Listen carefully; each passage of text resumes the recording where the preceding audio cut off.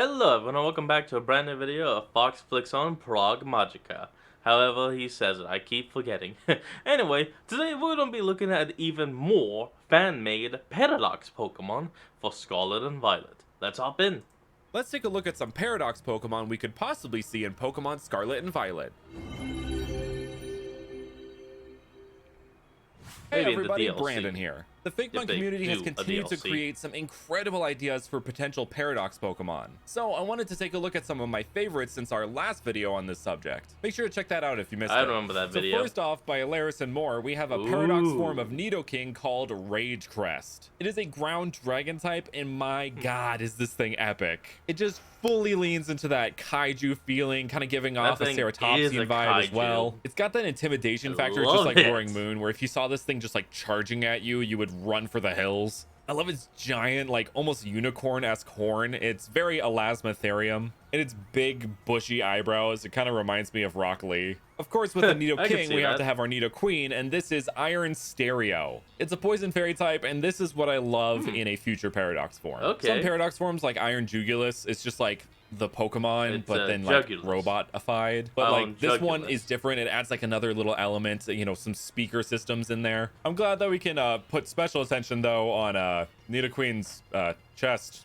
Area Yeah, that's, why? You know, accented for some reason in Why? the original That's Pokemon. all I can Lastly, say. from Alaris and More, we have Primal Ooh. Flame, which is a psychic fire type past Paradox form of Kadabra. Hell and yeah. my goodness gracious, is this thing so epic. Once I saw it, I Now knew I that needed to include is it a in this video psychic. because I need to share this with more people. This thing is so cool. It has a kind of breaks in Delphox thing going on with the fiery wand it's holding, but also kind of alludes to man's discovery of fire, which plays Oh, really well yeah. into its psychic typing. I Like see a it past now. version of Kadabra was smart enough to discover fire and give it to humans, maybe. I really like the little maybe. blue on the top of the flame. I don't know why, it's just kind of visually appealing to me. And before people say, well, why isn't it Alakazam? Well, think about it for a second. In this past reality that we're living in, they wouldn't have had the means to trade Pokemon, so Alakazam wouldn't have existed during this time. True. Which is just a brilliant True. bit of forethought by Alaris, so great job there. Next up, by Poketrainer VB, we have a Ooh. future Paradox form of Aegislash called Iron Saber. It's Steel Not Electric type, bad. and it makes so much sense, just playing into the kind of futuristic electric weaponry of things like the energy sword from Halo or a lightsaber from Star Wars. I'm pretty To sure me, that this is makes all the literally sense just in the an world, and I electric really, Master really hope Sword. that we could see something like that in the actual games. I Like like how Energy it's Sword setting its Pokemon. hand, How like, cool is that? what Next am up, by I? Poketrainer VB, we have Oh, hell inverses yeah. of existing Paradox Pokemon. So first up is Raging Rocks, and this thing is out of pocket. Damn. Just spikes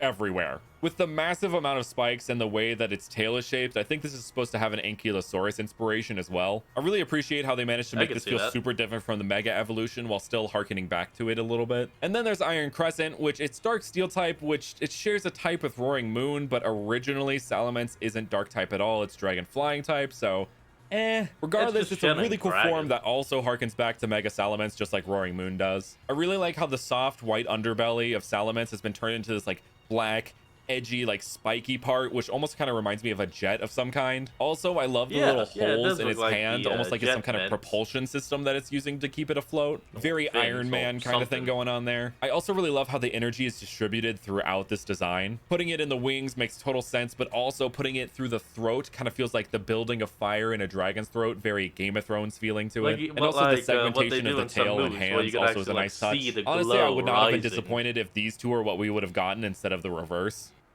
Oh, come on. Monsters. And we're back. Let's go.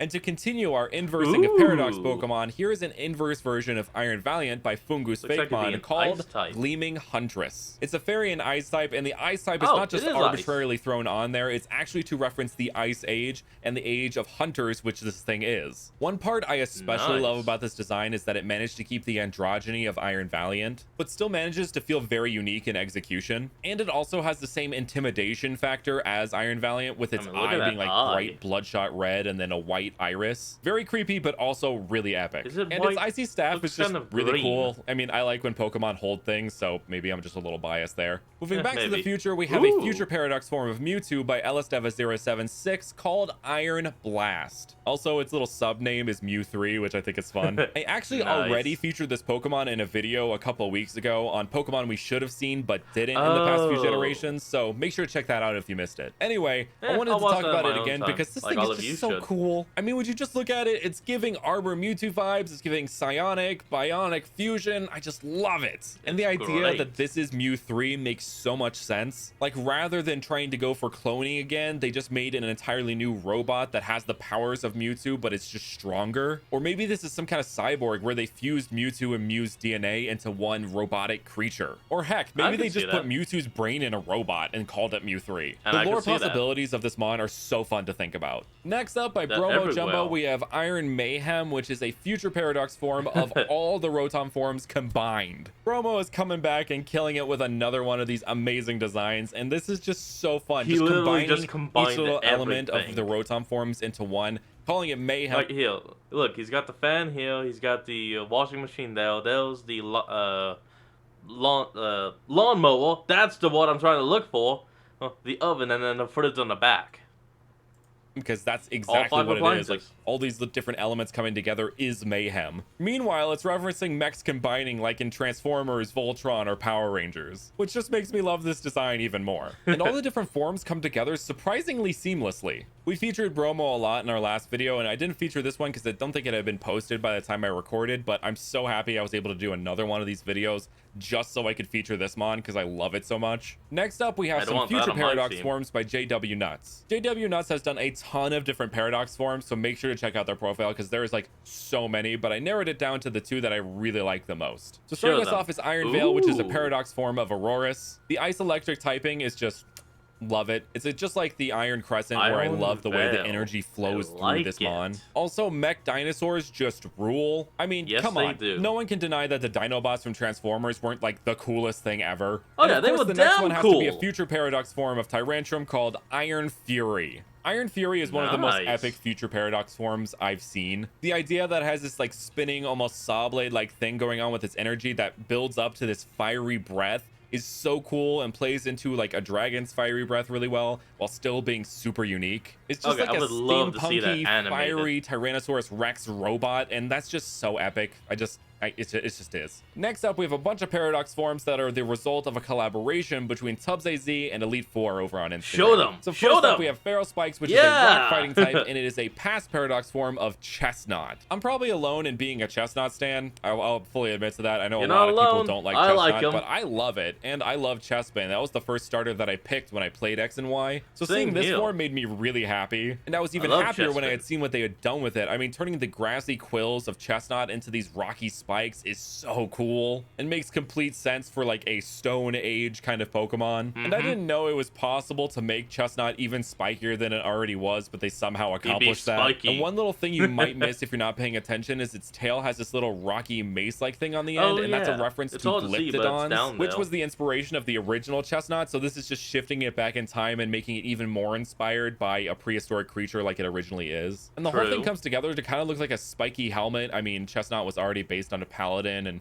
maybe this is like leaning into Viking territory, or maybe barbarian territory. Viking. It's feral, so maybe barbarian. Or berserker. Maybe it's a berserker as well. They also gave Chestnut a future form, which makes my heart happy, and it's called Iron Barrier, and it's a grass psychic type. And this one leans into the defensive nature of Chestnut by referencing its signature move, Spiky Shield. And this is yet another future paradox form where I love how the energy flows in its design, giving it these energy spikes and an energy shield, kind of like an inverse to the Iron Saber we saw earlier. And also the whole thing looks like it could roll up in a little ball and kind of use that as an attack method, kind of like Wrecking Ball from Overwatch. A detail I just noticed is there's actually a spiky shield coming out, like there's little bits of energy that are coming out like spikes, like the spiky shield move, which is a really nice touch. Next up is a past paradox form of Venusaur called Radiant Sail, and it is a grass rock type. In our last video, we did a future Venusaur form and a past Blastoise form, so in this video we're doing the inverse of that. And I love that they turned Venusaur into a Dimetrodon, and I love how they put the little gemstones in the sail to, you know, give it its name Radiant Sail, but also looks like the little speckles on the flower of Venusaur, all the while Oh, yeah, it referencing does. how Venusaur uses Nice. Solar Beam by taking in light in its flower and then shooting it out. This whole design is so clever and wrapped up so nicely. Also, I think its tail might be a reference to petrified wood, but I